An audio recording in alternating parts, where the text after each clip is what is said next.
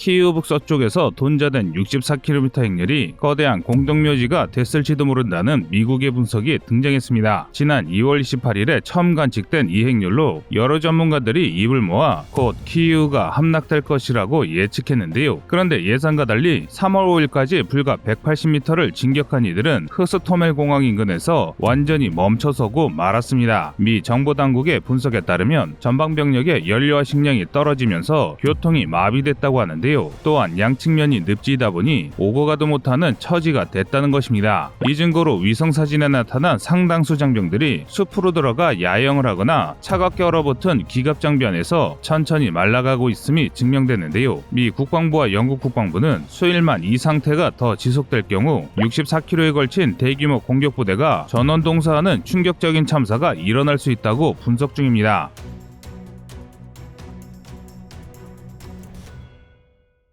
심지어 설상가상으로 후방의 교량이 우크라이나군에 파괴되어 퇴로가 차단됐고 전방은 3월 5일부터 시작된 우크라이나군의 공세에 완전히 무너져 내렸습니다. 3월 6일 기준으로 알려진 바로는 한때 방어군인 우크라이나군이 64km 대열의 선봉을 꺾고 흐스토멜 공항을 탈환하기도 했습니다. 하지만 그렇다고 러시아군이 아무것도 하지 않고 있던 것은 아닙니다. 키이우 북서쪽으로 부대를 추가 투입해 두 방향에서 우크라이나군을 압박하는 한편 행렬에 보급을 지원하기 위해 최선을 다하는 중인데요. 전문가들은 러시아가 보급에 성공하는지에 따라 북서부 전선의 향방이 갈릴 것이라고 보고 있습니다. 그런데 이런 정보들을 보시고 의심하는 분들이 상당합니다. 우크라이나의 일방적인 주장을 전달하는 가짜뉴스라는 의견도 있을 정도인데요. 물론 그런 의심을 하실 수는 있습니다. 실제로 지도상으로는 러시아군의 진격이 계속되고 있으며 또 아직도 러시아군의 규모가 상당하기 때문입니다. 하지만 그동안 우리가 알았던 세계 2위의 러시아는 전부 허상입니다. 우선 사방에서 몰아칠 것 같은 러시아군의 진격은 사실 굉장히 무계획적입니다. 그야말로 뒷일을 생각하지 않는 무지성 돌격인데요. 이를 증명하는 것이 우크라이나가 계속 공개하고 있는 노획 장비들입니다. 지난 2주간 우크라이나군과 우크라이나 현지의 민간인들은 정말 수많은 러시아 노획 장비를 공개했습니다. 최신의 T-90 전차는 물론이고 다수의 전차를 노획한 영상을 올리기도 했는데요. 자체적으로 확인한 영상들을 분석한 결과만 계산해도 이렇게 노획된 장비가 100대가 넘습니다. 게다가 그에 준하는 수량의 장비가 격파된 것을 영상자료로 확인했는데요. 한마디로 영상과 사진 등으로 확인 가능한 러시아군의 손실만 하더라도 수백 대를 가뿐히 웃돌고 있는 것입니다. 더 심각한 문제는 그 구성입니다. BM-21, 토스-1, 부라티노 등 다연정 로켓 시스템은 물론 투에스-1, 19 같은 자주포까지 노획당하는 일이 발생하고 있습니다.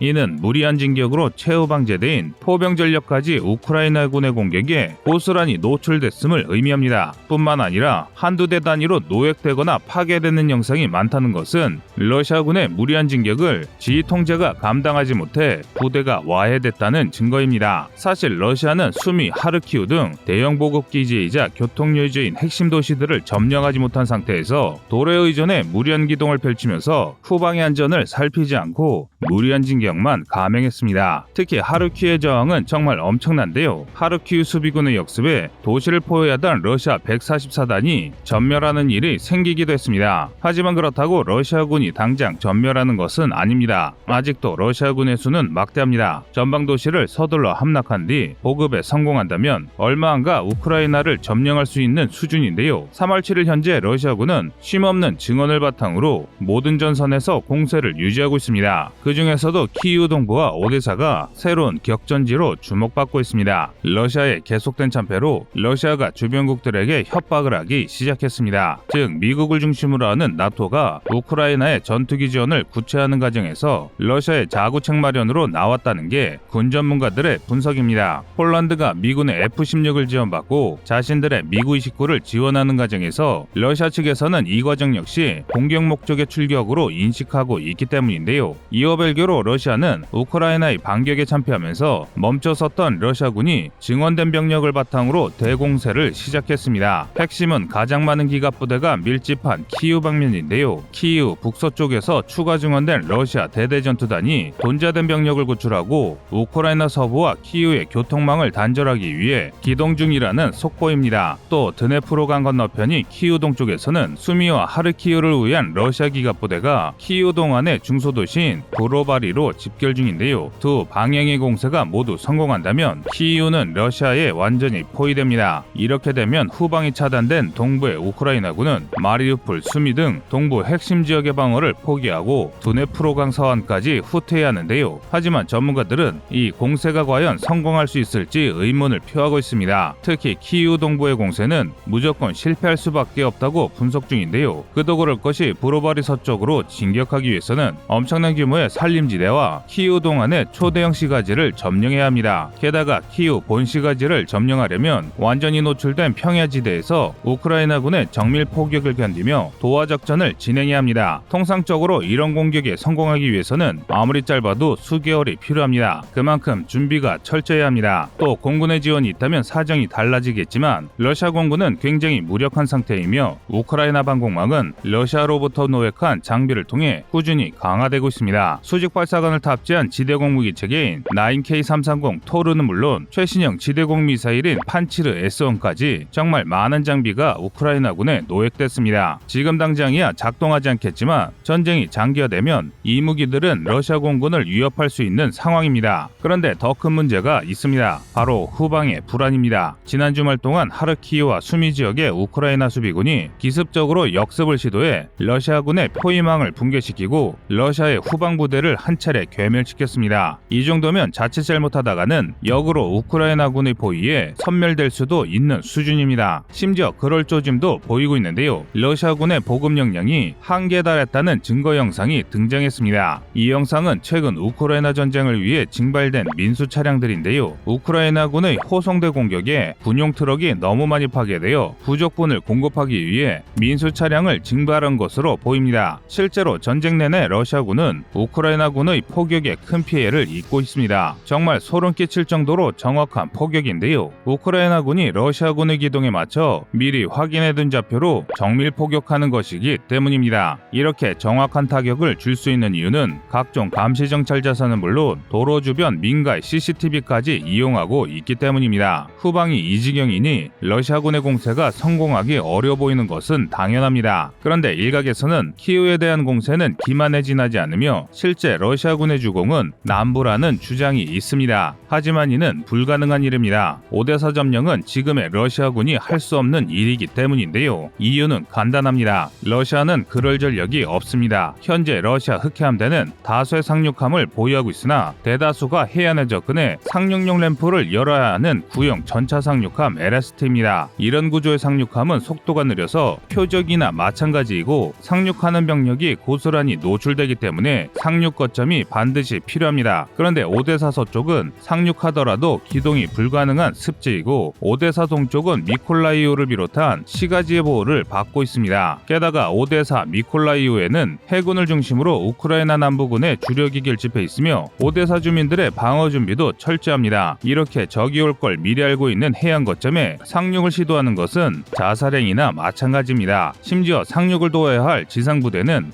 미콜라이우조차 돌파하지 못해 전선을 우회하다가 후방이 차단당하고 있습니다. 뿐만 아니라 수차례 주인이 바뀌었던 헤르손에는 아직도 엄청난 규모의 반러 시위가 이어지고 있습니다. 따라서 러시아의 오데사 상륙은 오히려 러시아군의 재앙이 될 가능성이 아주 높은 상황입니다. 키이우 북서쪽에서 돈자된 64km 행렬이 거대한 공동묘지가 됐을지도 모른다는 미국의 분석이 등장했습니다. 지난 2월 28일에 처음 관측된 이 행렬로 여러 전문가들이 입을 모아 곧 키이우가 함락될 것이라고 예측했는데요. 그런데 예상과 달리 3월 5일까지 불과 180m를 진격한 이들은 흐스토멜 공항 인근에서 완전히 멈춰서고 말았습니다. 미 정보당국의 분석에 따르면 전방병력의 연료와 식량이 떨어지면서 교통이 마비됐다고 하는데요. 또한 양측면이 늪지이다 보니 오고 가도 못하는 처지가 됐다는 것입니다. 이 증거로 위성사진에 나타난 상당수 장병들이 숲으로 들어가 야영을 하거나 차갑게 얼어붙은 기갑장비 안에서 천천히 말라가고 있음이 증명됐는데요. 미 국방부와 영국 국방부는 수일만 이 상태가 더 지속될 경우 64km에 걸친 대규모 공격부대가 전원 동사하는 충격적인 참사가 일어날 수 있다고 분석 중입니다. 심지어 설상가상으로 후방의 교량이 우크라이나군에 파괴되어 퇴로가 차단됐고 전방은 3월 5일부터 시작된 우크라이나군의 공세에 완전히 무너져 내렸습니다. 3월 6일 기준으로 알려진 바로는 한때 방어군인 우크라이나군이 64km 대열의 선봉을 꺾고 흐스토멜 공항을 탈환하기도 했습니다. 하지만 그렇다고 러시아군이 아무것도 하지 않고 있던 것은 아닙니다. 키이우 북서쪽으로 부대를 추가 투입해 두 방향에서 우크라이나군을 압박하는 한편 행렬의 보급을 지원하기 위해 최선을 다하는 중인데요. 전문가들은 러시아가 보급에 성공하는지에 따라 북서부 전선의 향방이 갈릴 것이라고 보고 있습니다. 그런데 이런 정보들을 보시고 의심하는 분들이 상당합니다. 우크라이나의 일방적인 주장을 전달하는 가짜뉴스라는 의견도 있을 정도인데요. 물론 그런 의심을 하실 수는 있습니다. 실제로 지도상으로는 러시아군의 진격이 계속되고 있으며 또 아직도 러시아군의 규모가 상당하기 때문입니다. 하지만 그동안 우리가 알았던 세계 2위의 러시아는 전부 허상입니다. 우선 사방에서 몰아칠 것 같은 러시아군의 진격은 사실 굉장히 무계획적입니다. 그야말로 뒷일을 생각하지 않는 무지성 돌격인데요. 이를 증명하는 것이 우크라이나가 계속 공개하고 있는 노획 장비들입니다. 지난 2주간 우크라이나군과 우크라이나 현지의 민간인들은 정말 수많은 러시아 노획 장비를 공개했습니다. 최신의 T-90 전차는 물론이고 다수의 전차를 노획한 영상을 올리기도 했는데요. 자체적으로 확인한 영상들을 분석한 결과만 계산해도 이렇게 노획된 장비가 100대가 넘습니다. 게다가 그에 준하는 수량의 장비가 격파된 것을 영상자료로 확인했는데요. 한마디로 영상과 사진 등으로 확인 가능한 러시아군의 손실만 하더라도 수백 대를 가뿐히 웃돌고 있는 것입니다. 더 심각한 문제는 그 구성입니다. BM-21, 토스-1, 브라티노 등 다연정 로켓 시스템은 물론 투에스-1, 19 같은 자주포까지 노획당하는 일이 발생하고 있습니다. 이는 무리한 진격으로 최후 방제된 포병 전력까지 우크라이나군의 공격에 고스란히 노출됐음을 의미합니다. 뿐만 아니라 한두 대 단위로 노획되거나 파괴되는 영상이 많다는 것은 러시아군의 무리한 진격을 지휘 통제가 감당하지 못해 부대가 와해됐다는 증거입니다. 사실 러시아는 수미, 하르키우 등 대형 보급 기지이자 교통요지인 핵심 도시들을 점령하지 못한 상태에서 도래 의존에 무리한 기동을 펼치면서 후방의 안전을 살피지 않고